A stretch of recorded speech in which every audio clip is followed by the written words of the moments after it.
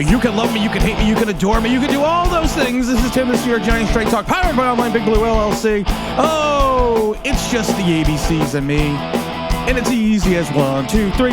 I want to talk about the luster coming off Ryan Daboll. I want to talk about the Giants issue in reference to figuring out injuries. This has been a theme going on.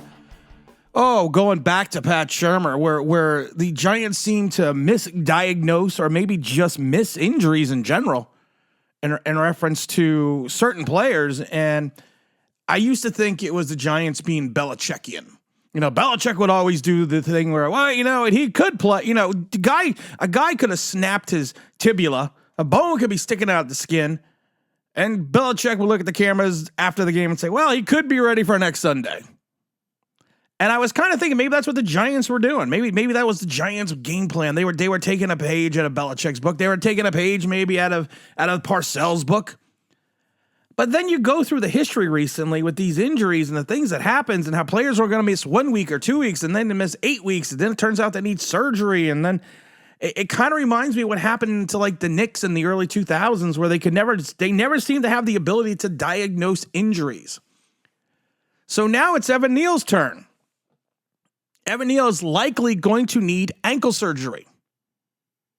Now, the seventh overall pick in 2022 has not had a stellar start to his career. And like I said, he was placed on last week. He was placed on the season-ending injury reserve list, showing basically no improvement over that ankle issue he had. He missed 2 games with a sprained ankle. And then he returned to play 50 snaps against the Raiders, and that was on November 5th. Then he injured his ankle again. And I've always said this before, and anyone that's played the sport, there's an old saying, there's a difference between being hurt and being injured. When you're hurt, you can play in pain, and you're not going to further damage whatever injury you have. Now, when you're injured, you should just shut it down because of the fact that more than likely what's going to happen if you continue to play on that, you know, ankle or elbow or whatever, you could potentially do more harm. And I just don't understand all of a sudden how we missed this diagnosis to the fact that he's only played 50 more plays and then he's out for the season. And he really may need ankle surgery. I mean, I'm not getting it. I'm really not. I'm not saying that the ankle is what caused Evan Neal not to play well. But I think Evan Neal's got it right. You know, he could have 48 plays in a game. 3 of them are bad. And no one will focus on the other 45. And I'm not saying he's, you know, people look, well, it's Pro Football Focus, right? We all know Pro Football Focus is a joke. But I just don't get how this giant medical staff, and like I said, it's gone over to the Daboll regime, all of a sudden can't diagnose any type of injuries. We can't figure it out. And then, like I said, guys that we think are going to be back in 2 weeks, you know, come back in 8 and then get hurt again. It's just kind of crazy. And it's just one of these things, like I said, and we got a video coming up soon about, you know, and it's basically just talks about when can we start questioning Schoen and Daboll? When is it socially acceptable to do that? I'm going to do it either way. I've been doing it all season because if you go back to Daboll's 6-2 start, think about this for a minute. Since that 6-2 start, he's only won outside of the playoffs, won 8 games. Going back 6-2 last year, and then he wins just 8 games. He's won 8 games since then. And there has been rumors and there has been speculation that he is extremely high-strung, Daboll. And the antics that you see on the field actually have been carrying over into the facility over around MetLife.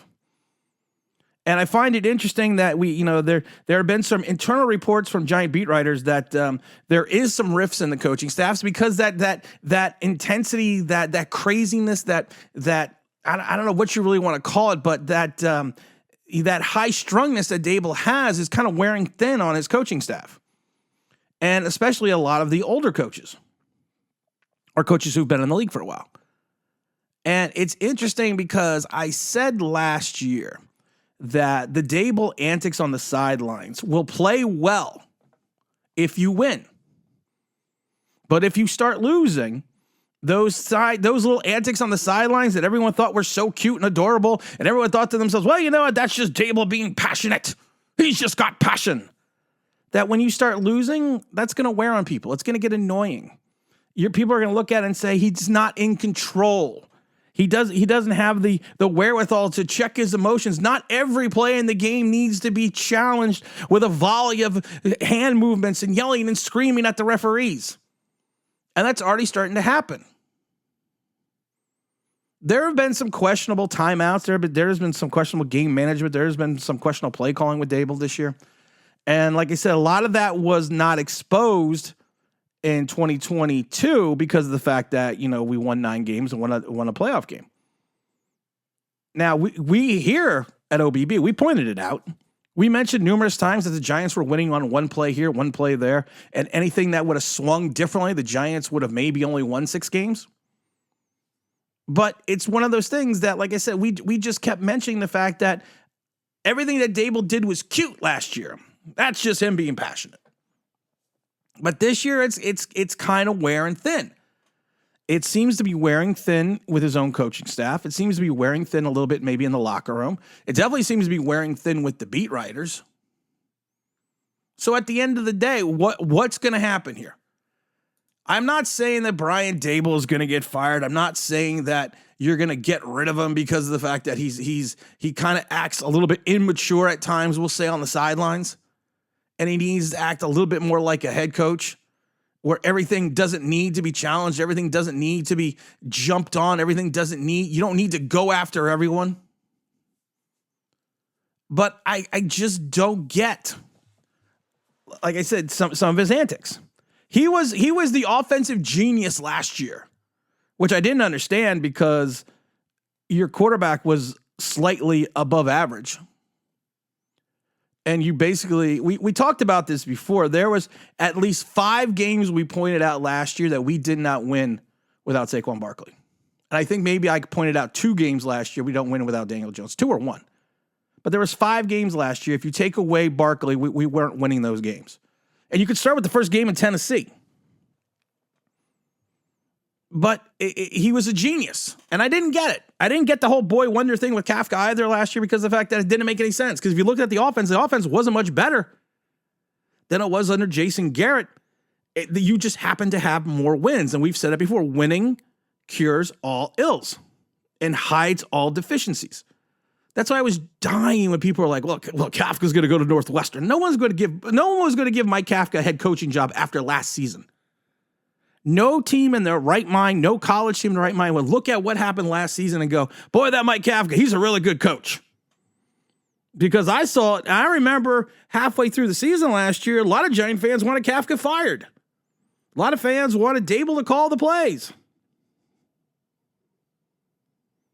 So you have to think about this for a minute. If there is really issues within the Giant organization over at Questfield, where all their offices is, if there is an issue over there, if there is a problem, if there really is a rift between Wink and you get rid of Wink and let's say Kafka next year, and maybe the special teams coordinator and Bobby Johnson, how happy are you, or what's your thought process as a fan of how well Schoen and Daboll assess their coaching staff?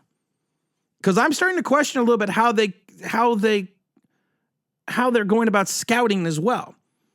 Because outside of Banks here and there, and a player sprinkling here and there, and you look at their free agencies, you're kind of like going, well, they're scouts. How now? This will be Shane's 3rd draft. We are going into year 3 with Schoen in this draft, where we have only won 8 games since the 6-2 start. And the building blocks was supposed to be last year with Neal and Thibodeau. Neal, of course, has I'm not labeling him a bust yet, because remember what happened with Andrew Thomas when he had an ankle injury and how different he looked after he came back from the ankle injury. I'm not saying Evan Neal's even going to be close to that same potential. But right now, Andrew Thomas is struggling as well, but no one really wants to point that out. Andrew Thomas is struggling on plays as well. Maybe he's still dealing with an injury. You also have Thibodeau, who, like I said, I never really wanted to believe the stories that he took plays off at Oregon, but we're watching it unfold. He's not taking plays off. He's taking games off. He got blocked by a quarterback. If you are the number 5th overall pick and you were supposed to be a destructive force and you get blocked by Jalen Hurts and you can't figure out a way to get around him, there's something very wrong here. Right now, the Giants are 6.5-point home dogs to the Rams. The Rams are going to need this game to keep into the playoff race. Only two home games left in the season. I'll probably be there. It's on Sunday. I haven't decided yet, but I'll definitely be there for the Eagle game. It's just we're coming to that point where we're going to need to start questioning things. We need to start looking at things. We need to start not saying we're getting rid of Kafka, not saying we're getting rid of Daboll, not saying we're getting rid of Schoen, but that air of confidence that I had 2 years ago is kind of waning a little bit because of the fact that if you look at, like I said, you look at the win-loss record, you look at some of those losses that we have, you look how one of the things that killed me to this day, and it really bugged the hell out of me. It was coming out of training camp, and Daboll said, "I don't know what kind of team we have. We're gonna need at least 4 to 5 weeks to figure out what kind of team we have." You should know that coming out of training camp. There should never be a question. You should know what kind of team you have. You had all these, you brought in these weapons, you brought in these new pieces, you brought in these new toys from the offense, and we never opened up the offense. You want to blame the offensive line, that's fine, but there's also ways to get around having a poor offensive line. A lot of teams have done it. A lot of teams have gone to Super Bowls. A lot of teams have won a Super Bowl. I can think of the 2011 Giants, who had one of the worst offensive lines in the league. You get the ball out faster. You go with more of a 2-3 step drop. You make quicker decisions. You rely a little bit more on play action. You try to pound the rock as much as possible. Play ball control. But don't just keep blaming the offensive line. Just don't keep blaming Bobby Johnson. When you have to look at the quarterback, you have to look at the head coach, you have to look at the general manager. We're going to have a big stream today at 7 p.m. Eastern Standard Time. This is Tim. And as always, don't forget to like. Don't forget to subscribe. Don't forget to ring that bell because you're on the way. That'll be awesome.